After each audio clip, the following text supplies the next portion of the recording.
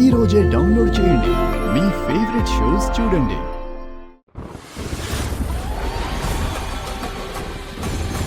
Bala Bala,